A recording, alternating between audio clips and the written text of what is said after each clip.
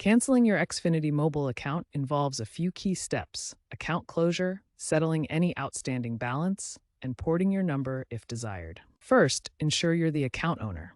You'll need your full name, account number, and the last four digits of your SSN.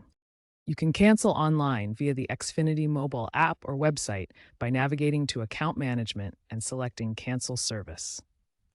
You'll be prompted to enter your mobile phone number for verification. An automated text with a code will be sent. A confirmation email will be sent immediately after cancellation. Alternatively, call 1-888-936-4968 to cancel.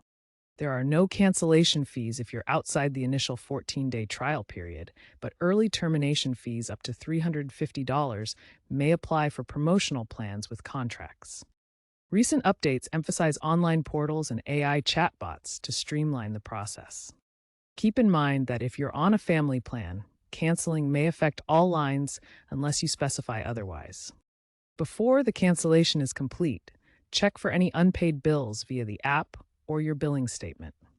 You can make payments online, by phone, or at an Xfinity store.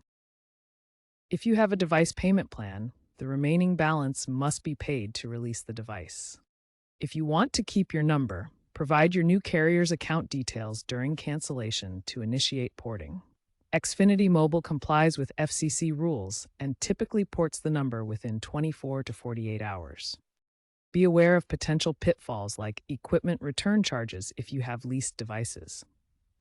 According to experts, carriers with robust self-service portals see lower churn rates. Ensure that all necessary payments are made promptly to avoid collections.